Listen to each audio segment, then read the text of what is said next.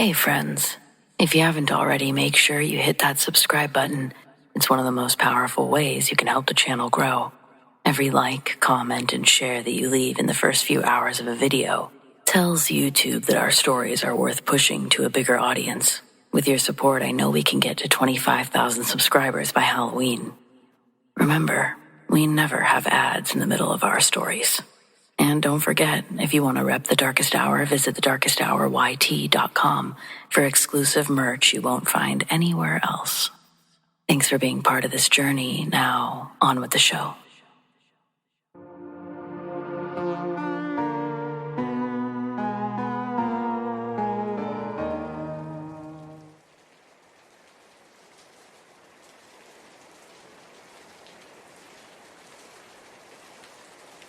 Hello, everyone, and welcome to The Darkest Hour.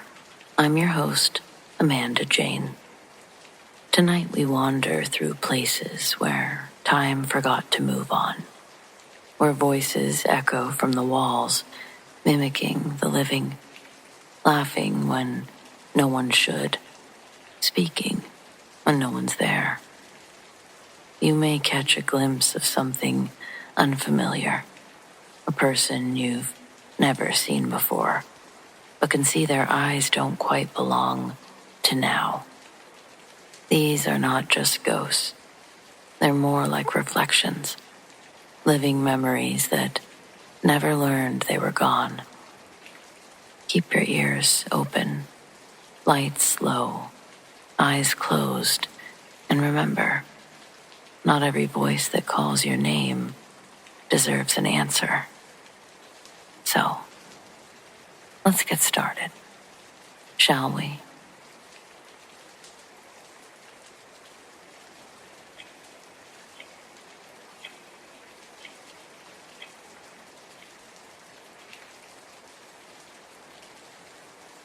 It's been 6 years, but I still jump when Mark calls my name from another room. I still listen twice.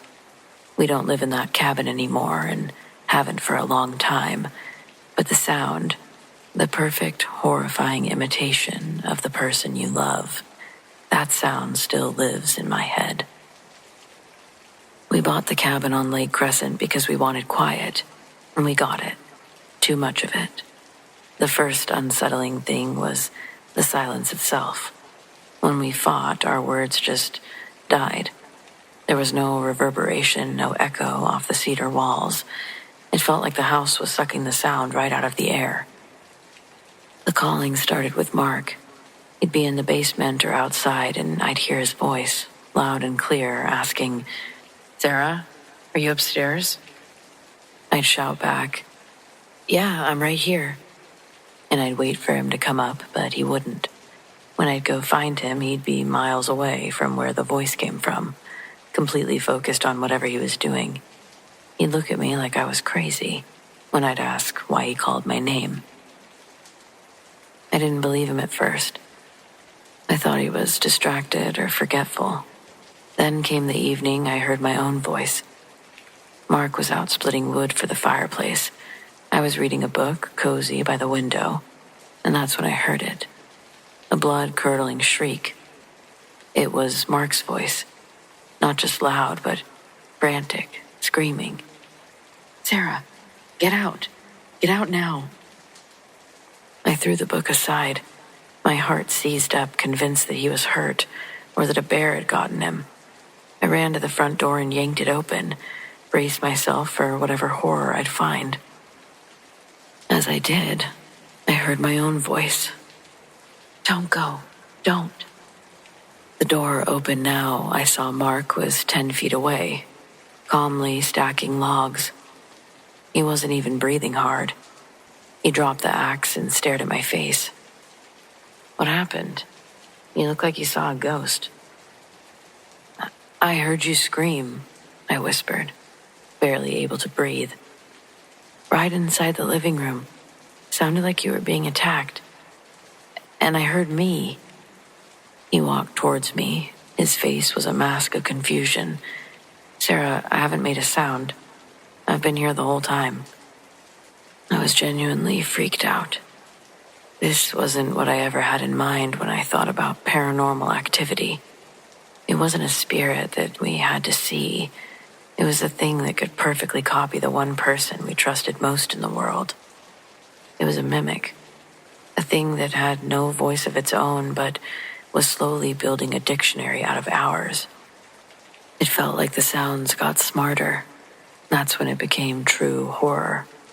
One afternoon I was alone. Mark was at his part-time job down the road, and I was fixing lunch when I heard it from our bedroom. Mark's voice, low and tender, whispering, "I love you. You know that, right?" I froze and my knees went weak. It was that exact phrase, delivered in that exact vulnerable tone that he'd used on a specific night after I'd confided a deep, private fear to him. It was a secret sound, one meant only for me. My first thought was that he'd come home early to surprise me. I started to walk towards the hall, a happy smile forming. Then my eyes darted to the coat rack. Mark was wearing his heavy blue rain jacket that morning. The voice that I'd just heard had a tiny, faint accompanying sound, the creak of the old leather jacket that he'd wore on weekends. I didn't open the door. I didn't even breathe, I feel like. I just stood there, listening to the silence, knowing that Mark wasn't there. The thing that wasn't him was there, perfectly reciting the most intimate, sacred moments of our lives. It was basically learning to be him. I backed away, grabbed my keys, and sat trembling in the car until the real Mark came home. That was the night we decided to leave. We packed the next morning, moving with a desperate, frantic urgency. As Mark was strapping a box to the roof rack, I was about to close the trunk when I heard the final terrible echo. It was Mark's voice, coming from inside the cabin, from the empty darkness of the main room. It was cold and flat. It was perfectly possessive. "Go back. You can't leave me." That was all we needed. He heard it. We didn't finish loading. We just got in the car and drove, leaving behind half of our things, and the thing that was slowly wearing our marriage like a costume. I know now it wasn't a traditional haunting. It was a creature of sound, like an acoustic parasite. It didn't want to hurt us physically. It wanted to override us, replacing our genuine voices with its terrifying echoes.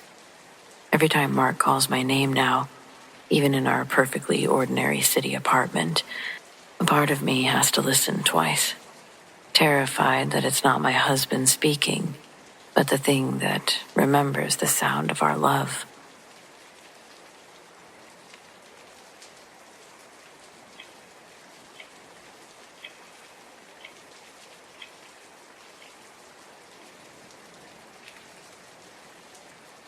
It was well past midnight when my boyfriend, now husband, and I finally checked into the hotel. We were utterly drained, hours on the road followed by the usual exhausting dance of family obligations. The air in the hallway was thick and smelled faintly of chlorine and old carpet, the way all mid-range hotels seemed to smell.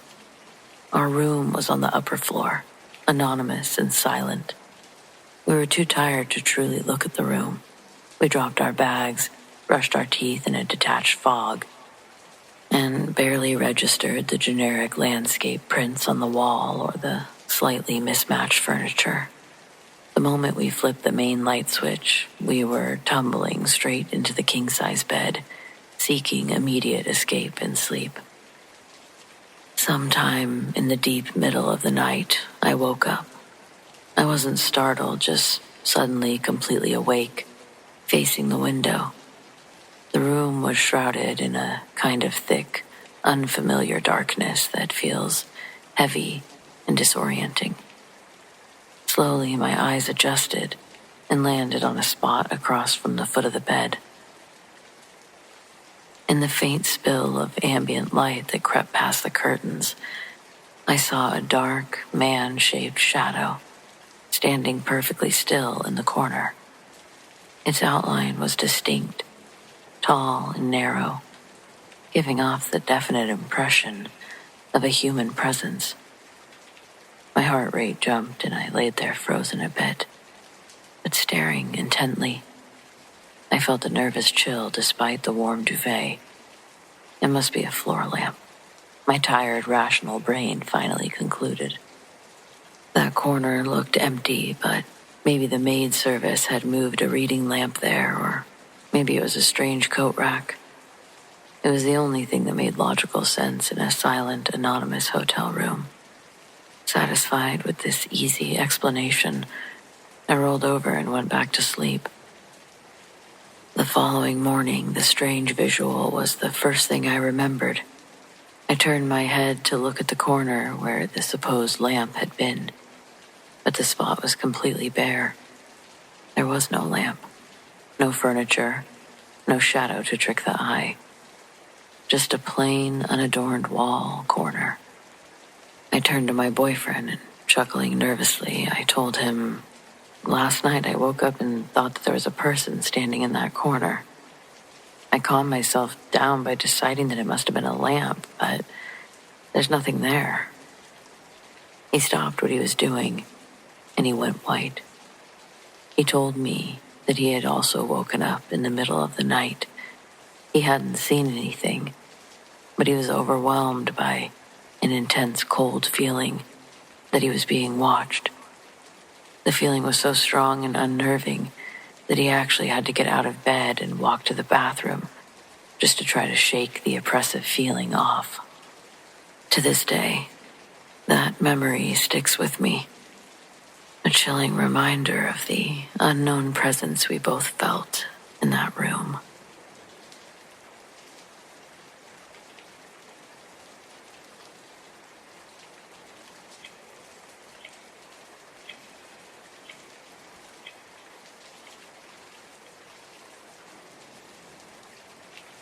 I was a huge idiot. That's the simplest way to explain how I ended up with this scar. Back in the early 2000s, I wasn't some veteran paranormal investigator. I was just a loudmouth skeptic. I thought that I was smarter than every campfire story, every weird legend about abandoned places. My plan wasn't to find ghosts. It was to prove that every moan and chill was just old plumbing and drafts. This exact attitude is what led me to Westwood State Hospital. Everyone local knew the place. It had been shut down for decades, but the stories persisted. All centered on the terrible history of a doctor in the mid-20th century. We'll call him Thorne, who was infamous for his bizarre, cruel treatments. They said that he used to lock the worst patients in freezing water as a form of shock therapy. The hospital was a ruin, a monument to misery, and people swore that Thorne's spirit still held court in the lower levels. I broke in one night in 2002. I only took a handful of things, a sturdy flashlight, a cheap tape recorder just in case, and a basic thermometer. I wasn't mapping drafts, I was looking for the infamous hydrotherapy rooms in the basement, the rumored epicenter of the hauntings. When I found them deep underground, the air hit me like a physical barrier.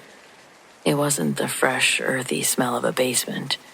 It was dense, stagnant, and tasted like metal and dried rot. I managed to get inside a small concrete cell, the old solitary confinement area.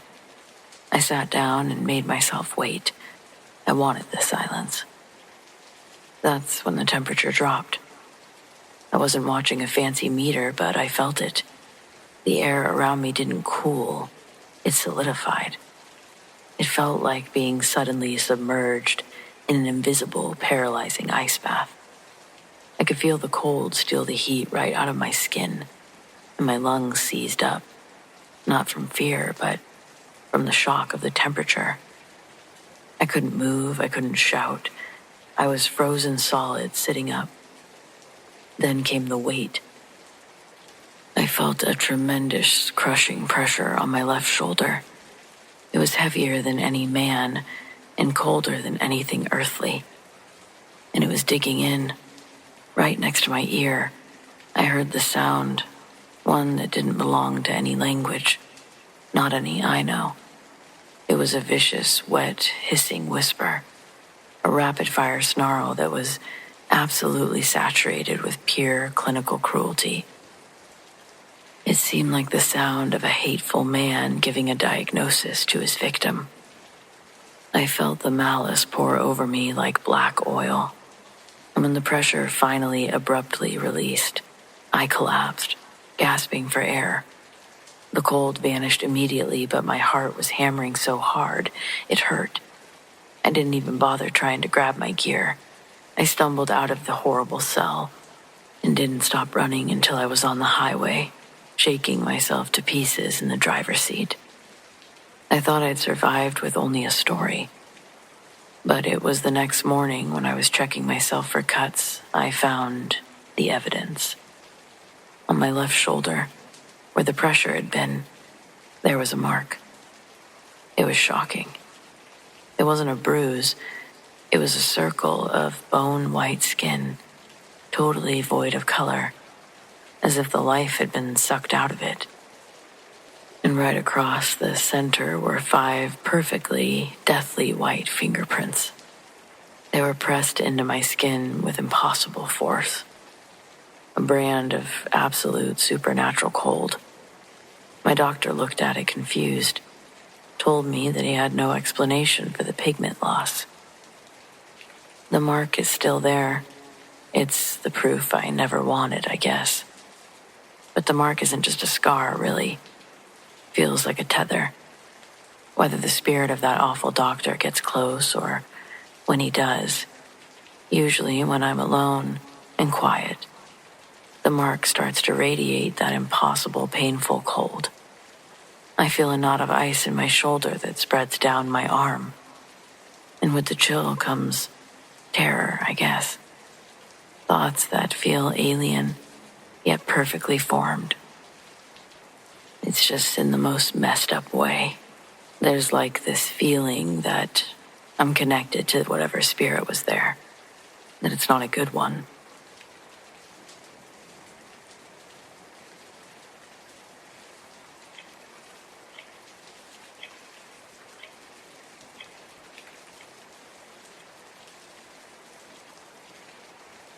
This story isn't mine.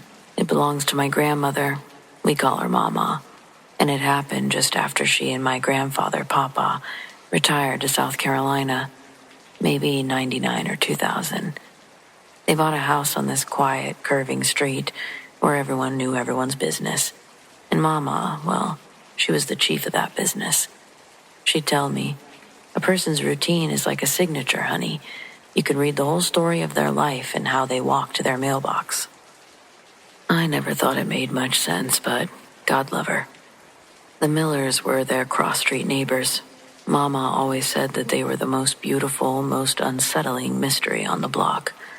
The Millers were maybe in their late 60s then. Mr. Miller was a tall man, always wore a pressed cream-color golf shirt and beige khakis. The exact outfit you could buy at any department store in the late 90s.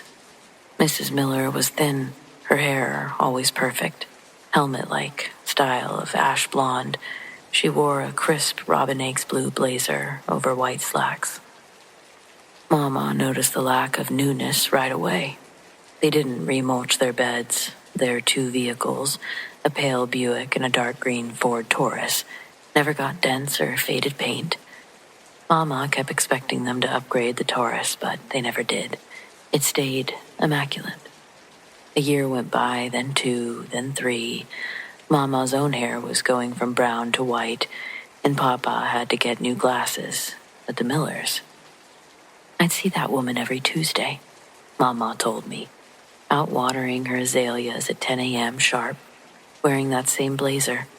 And I swear, the wrinkle pattern on the collar was always the same, every time. Not a similar wrinkle, but the exact same crease, like it had been permanently sealed into the fabric. Mama got obsessed.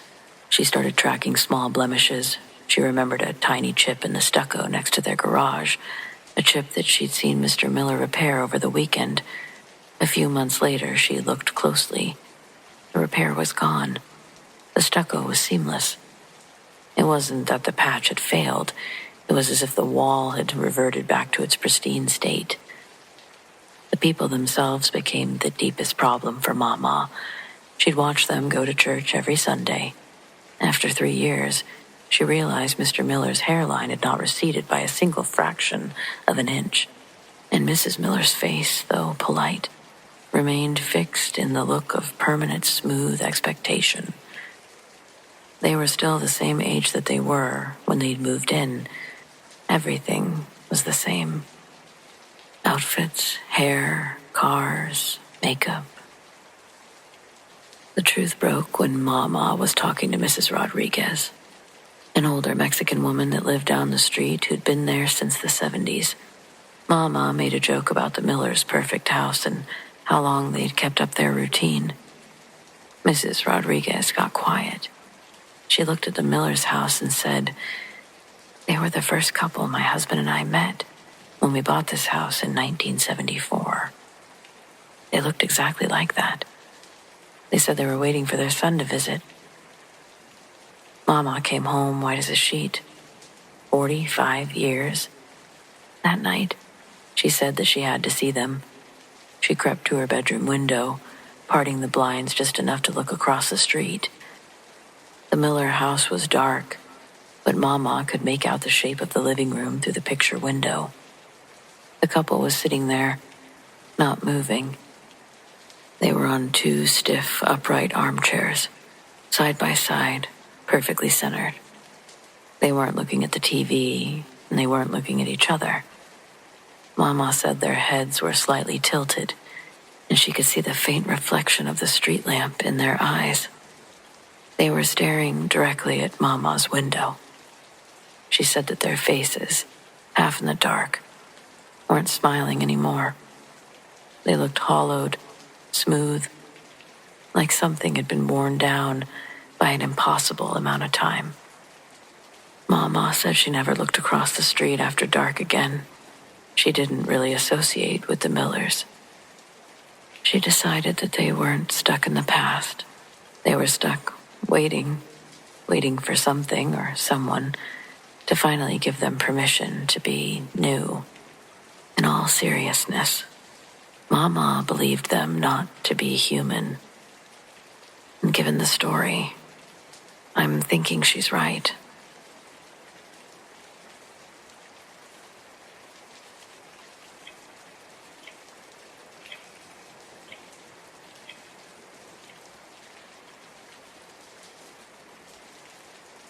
My farmhouse is older than the state itself, and for the last 40 years, it's almost been filled with silence. After my husband Thomas passed, the silence became less peaceful and more like a heavy, suffocating blanket. I was lonely, terribly so, and that, I think, is why I saw him. He was just a boy, maybe 6 years old. I call him the boy because I never learned his name. He wore clothes that belonged to another time, simple dark trousers and a homespun shirt. A real old-type outfit. He never made a sound, but he was as clear as furniture. Not transparent, just faded, like a watercolor left in the sun. He started small. Sometimes I'd catch him sitting on the 3rd step of the main staircase, knees drawn up to his chest, just watching me work in the kitchen. He looked profoundly sad, with eyes that seemed far too old for his little face. He wasn't frightening. He was lost. I couldn't call the police, of course. Who would believe an old widow talking about a sad, faded boy in her stairwell? Instead, I treated him like a house guest. "Hello, darling," I'd murmur when I caught glimpses of him. "Are you cold today?" I started leaving things for him. I knew he wouldn't eat them, obviously, but it was for my own comfort. I'd set out a saucer of the blueberry muffins Thomas loved, or a small, polished wooden toy that I'd found tucked away in the attic. It was the type of toy from his era. You could tell. Our routine settled into a quiet companionship. I talked to him while I did the dishes, telling him about the flowers in my garden or the recipes I was trying. When I would see him and not just feel him, he'd simply sit and watch. His expression never changed, a ghost of sorrow anchored to the wood of my home. The loneliness in the house had not vanished, but it had shifted. Now it was the boy and I, lonely together. The turning point happened last October. It was drizzly and dark. I was on a stepladder in the kitchen, reaching for the rare used ceramic bread crock on the highest shelf. My arthritis had been particularly vicious that week, and my footing wasn't steady. As I stretched, the ladder shifted on the uneven plank floor. I knew that I was going over. I felt myself pitching backward, the fall certain to result in a broken hip, maybe worse. In that half a second of panic, I felt two small, strong hands slam into my lower back. They weren't ethereal or cold. They were solid, warm, and powerful. They shoved forward, riding the ladder and saving me from the fall. I stumbled, gripping the counter. My heart was thundering. I spun around, expecting to see the boy, perhaps frightened by his own powerful action. But the room was empty. The staircase was bare. The only sound was the drip of the faucet. "Thank you," I whispered to the empty air, sinking into the kitchen chair, my legs shaking. He'd been there. He'd touched me. He'd used some sort of power, whatever it was, not to scare me, but to protect me.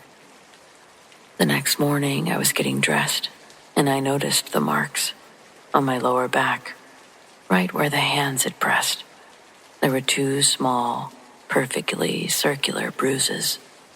They were purple and tender, the size of a child's palms. They were the proof that I'd been touched by a lost companion. They were wonderful, a mark of his kindness. But they didn't fade. Weeks passed and the bruises didn't change color. They remained a persistent, dusky purple. Then the true impact began to reveal itself. I started getting weaker. Not just old age weak, but truly frail. I developed a rattling cough that wouldn't go away, and a debilitating fatigue. My doctor was concerned, running tests, but finding nothing conclusive. My heart was fine, my lungs were clear, but I felt like I was wasting away. I was sitting in my favorite armchair one afternoon, feeling weaker than ever, when I saw the boy again. He was in his usual spot, but this time, he wasn't just sad. His face was twisted with absolute anguish. His faded clothes seemed thinner, and his form more translucent than before. I finally understood. When he saved me, when he used his solid touch to push me, he hadn't just left a bruise. It's like he'd transferred something. Perhaps the illness that killed him, or the profound weakness of a body that had long been gone. He'd given me a part of himself, a piece of his spectral burden. The bruises weren't exactly a mark of his kindness. They were the entry points for his fading existence.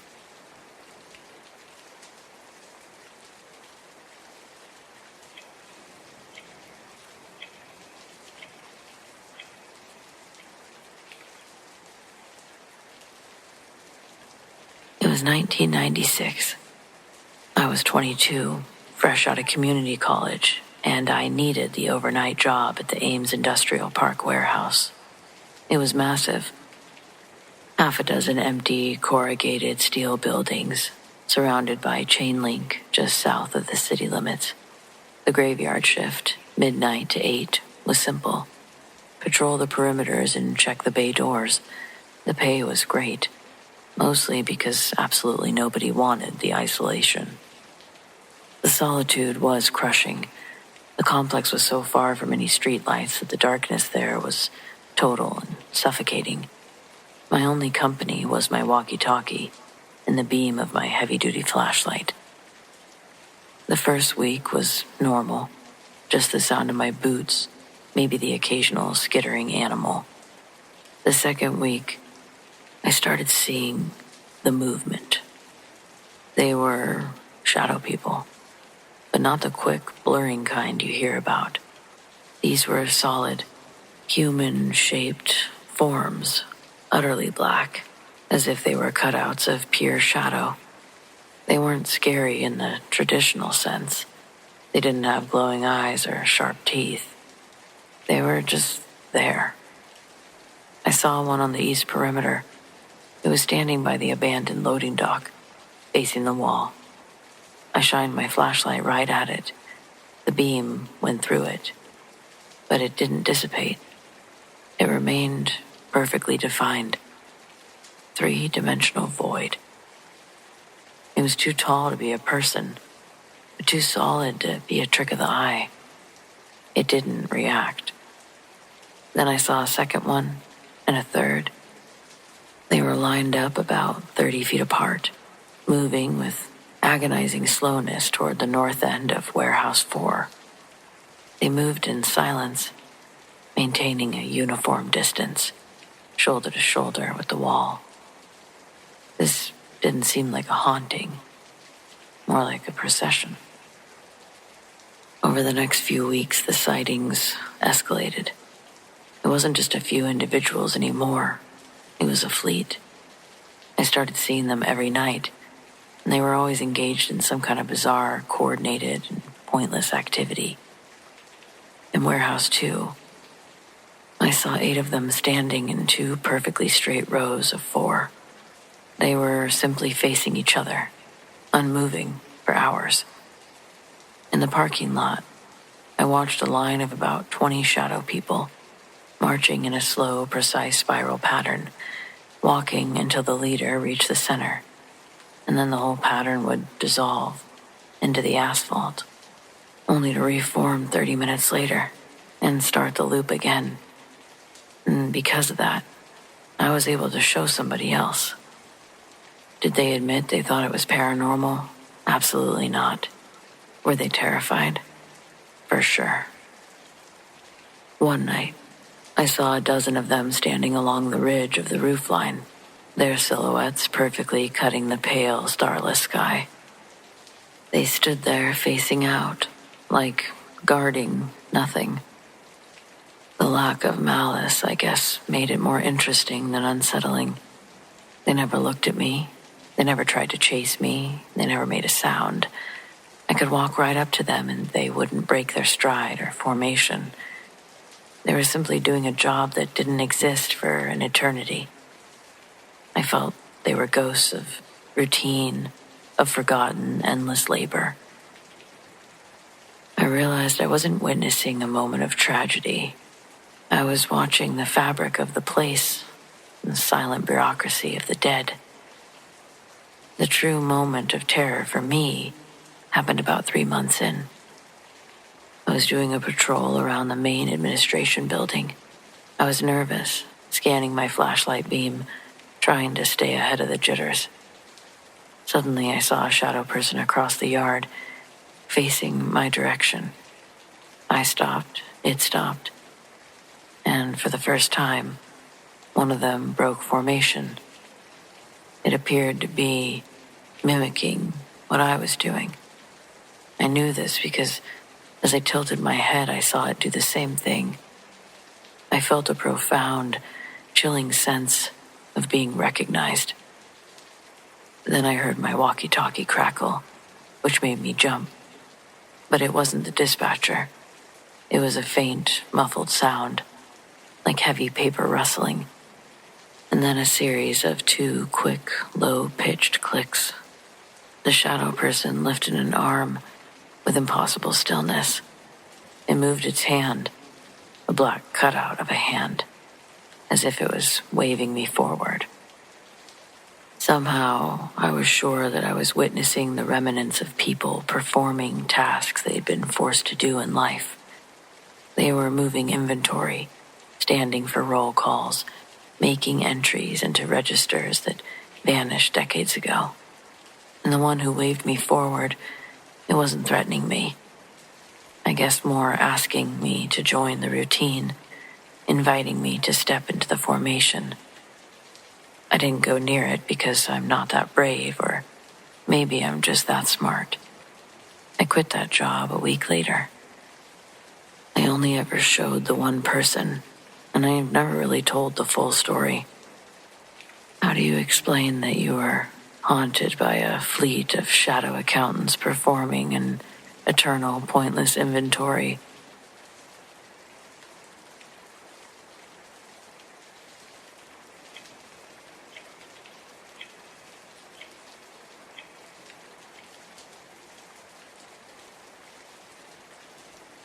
I'm going to tell this story exactly as it happened, because if I try to polish it up, it sounds ridiculous. This was about 5 years ago, right after I'd left my ex and moved us into a tiny, beat-up rental house outside of Raleigh. It was cheap, and that's all that mattered. My son, Liam, was 3 at the time. I was working 2 waitressing jobs, pulling doubles, just exhausted all the time. The whole world felt tight and mean, like I was trying to swim up a waterfall. I had nothing left to give, but I had to keep going for him. Liam started talking about this nice lady. It happened whenever he was sick or having a rough night. He wouldn't cry for me. He'd just quietly call for her. He'd tell me that she sat with him until his tummy felt better, or that she helped him find his favorite stuffed animal. I figured it was a coping mechanism, a phase, but he'd mentioned these small gifts, simple things. One morning he woke up and was clutching this perfect, smooth river stone. I asked him where he got it. He said the nice lady gave it to me. We didn't live near a river. The next week, it was a small wooden block, but not a brightly painted one like his toys. It was plain, polished walnut. The one that really got me was the handkerchief. It was folded neatly on his pillow one morning, crisp white cotton, slightly yellowed with age, and embroidered with the initials S.E.M. It smelled faintly of old-fashioned soap and talcum powder. I asked Liam about it, and he just said, "She gave it to me so I wouldn't sneeze on my sleeve." I was touched, but completely stumped. Where were these items coming from? I was meticulously locking up. I searched the house, thinking maybe the owner had left some things in a drawer, but I found nothing. The climax happened late on a Friday night. I had worked 12 hours. My car had died in the parking lot, and the electric bill was due. I just hit a wall. I put Liam to bed, went into the living room, and collapsed onto the floor in front of the cold fireplace. I was crying the big, silent, chest-heaving sobs that steal your breath. I was done. And then I felt it. A light, steady pressure settled on my back right shoulder. It was warm, like a hand, but there was no weight. It was just comfort. I stopped crying and froze where I was, too terrified to move, but too wrapped up in the warmth to panic. Then a voice. It was soft, gentle, and a little thin, like old lace. It was right next to my ear. It said with such quiet conviction, "It's all right, Sarah. You're doing well, sweet girl. You're doing the best you can." The warmth stayed for a moment longer and then lifted away. I sat up completely alone, chills covering every inch of my skin. My name is Jessica. It's always been Jessica. I ran to the old tax records the next day. The house had been built in 1948. The couple who owned it from the mid-60s to the late 90s. What was their name? Sarah Ellen McDaniel. and her husband. The husband had died overseas, leaving Sarah to raise their son alone in the house. I don't really think that the woman who visited Liam was a malicious spirit or even a lost soul. She was stuck in her own beautiful, quiet routine, a spirit of nurture and survival. She wasn't comforting me, Jessica, the struggling mom. She was comforting the memory of herself, Sarah. I never heard the voice again, but I kept the handkerchief. I started feeling like maybe, just maybe, the weight on my shoulders wasn't all mine to carry.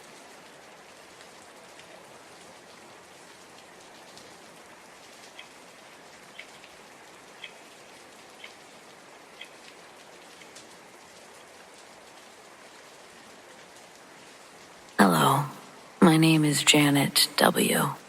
I'm a surgeon from the tri-state area, born and raised in Connecticut, then hopped around New Jersey and New York, working at different children's hospitals.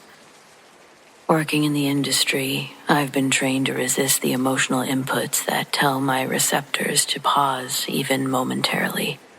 It would be hard to focus on the surgery itself if I'm too focused on the tragic reasons why I'm doing my job.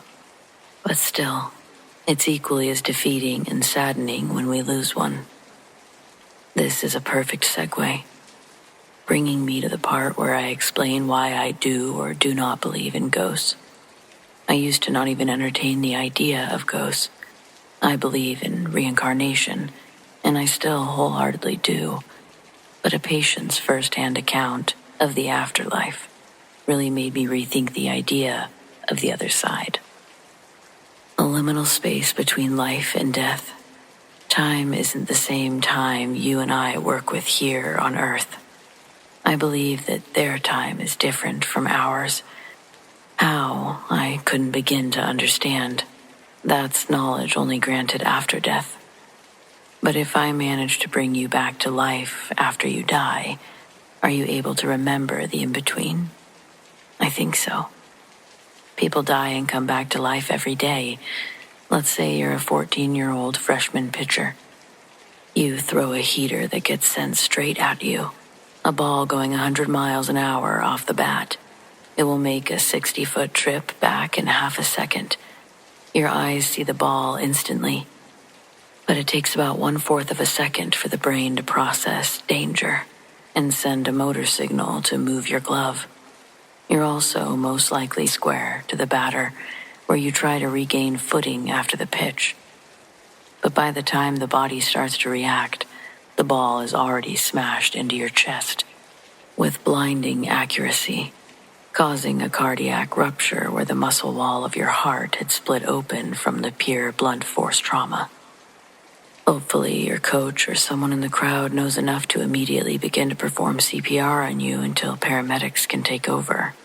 Then, if you're lucky enough, you see me, and we're able to fix you all up with some emergency open-heart surgery. But by the time you're waking up, you've died 7 or 8 times since then, clinically flatlining and needing to be resuscitated, starting all the way back at the field. I guess I'll stop saying you as the character and let it be known that this was a real story that I was part of. The 14-year-old was a real boy. I was working the late shift that night, but I spent most of those hours sitting in that kid's room, talking to him. His mom and dad stayed as late as they could, but he had a baby brother that needed to get home. They were coming back the next morning.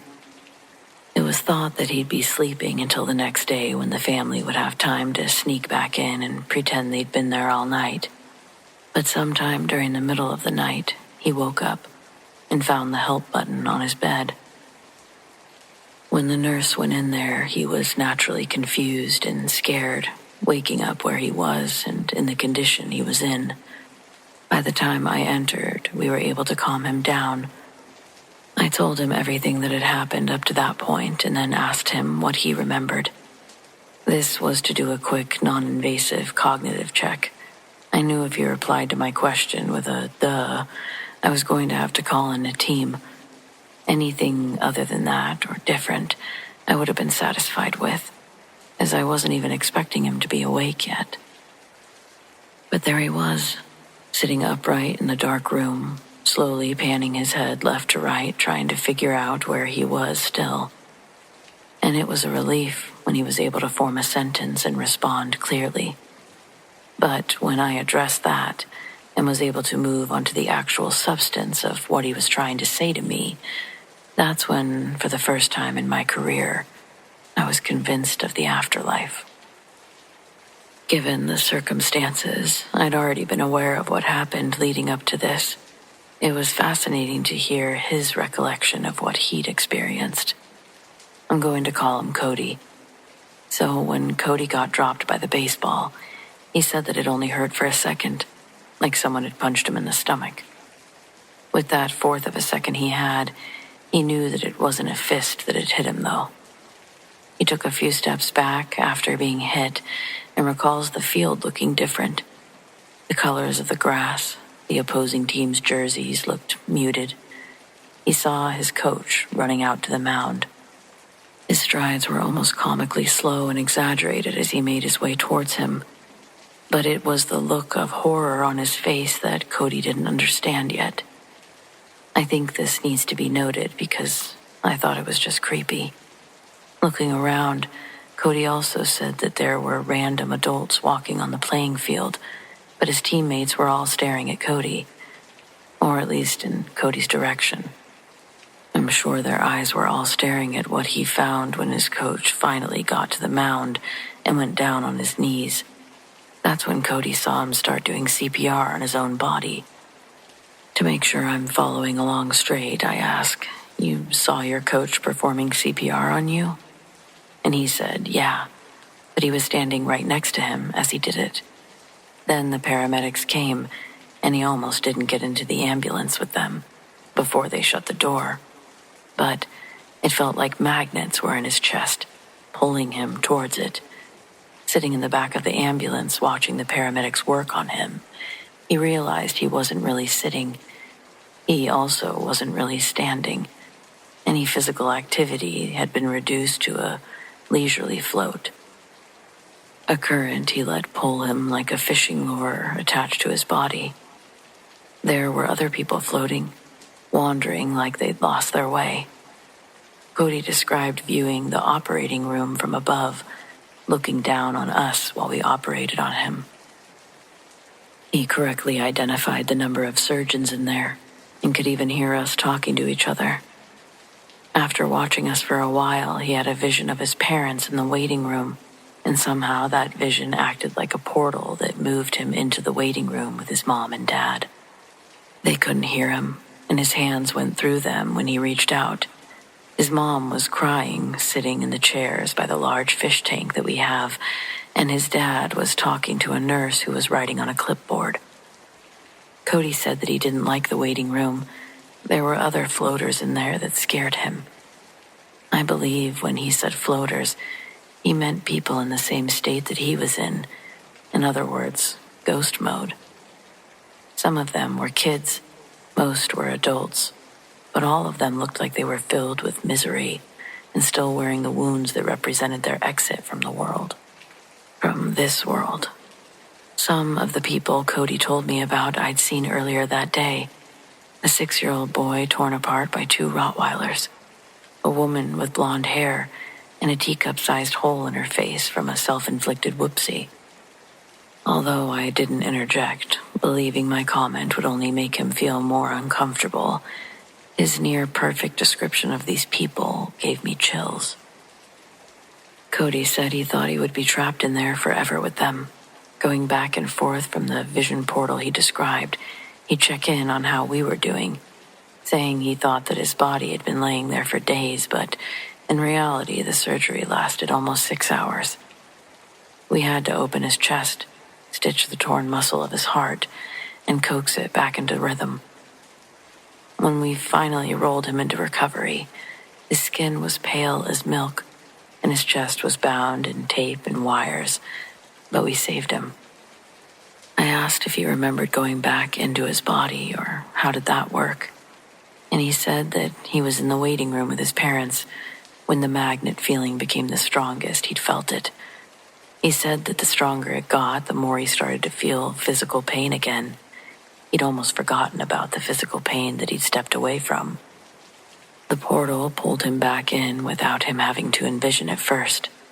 That's when he used the little strength that he had left to pull himself into a seated position on the hospital bed where I found him. Ever since then, if a kid flatlines on the table while we're performing surgery on them, I like to look up and wave them back down. I don't do it expressively to call attention to myself. I just think that's where they're going to be hanging out, and my acknowledgement of their situation might entice them back into their bodies. I think it's worked more than a few times. I don't know. I'm sure credit should go to the medical team doing their darndest to keep that pulse steady. I'm also hands deep in that process too, and who knows? It could be a little superstitious. And I definitely wouldn't write it in any medical thesis I'd ever have my name on. Maybe spirits don't float to the ceiling and I'm discreetly waving to nobody. But maybe my little waves, their guidance back home. Who knows? I don't, so I can't say it doesn't work either.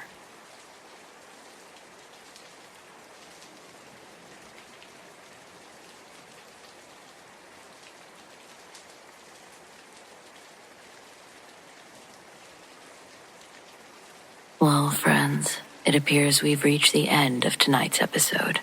Thanks for joining me, whether it's your first time or you're a regular. Your support means the world.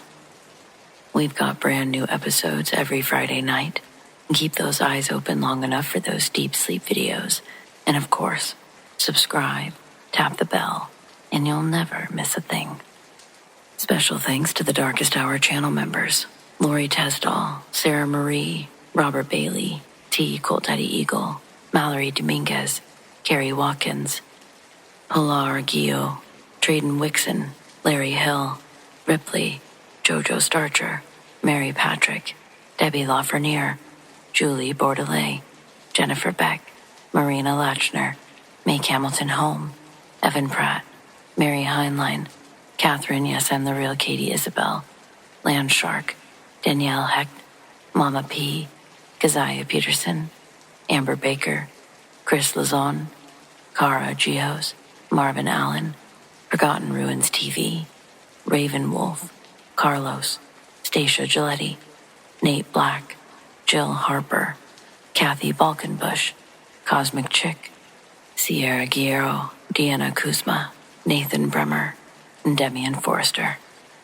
Big thanks to those who shared their stories, and a huge shout out to all of our patrons: Tracy S., Mary H., Tanya F., Tamra K., Monica L., Zoe Watt, Shelley B., Donald C., Marion T., Rat Girl, Alicia S., Aaron G., Nikki H., Mr. Revenant, Naz K., Brendan G., Paul T., Nicholas C., Tony P., Lizanne, Arlene F., Adrian, T.F. Parham, Jason G., Lori T., Bobo Jenkins, Rachel S., Linda W., Eric, and Lynn Driftless. If you want to support The Darkest Hour in other ways, consider joining our Patreon or becoming a channel member. Click the link in the description to learn more. Do you have stories like these? I'd love to share them. Send them to me, Amanda, darkesthour@gmail.com, or on the Darkest Hour subreddit, The Darkest Hour YT. Stay spooky.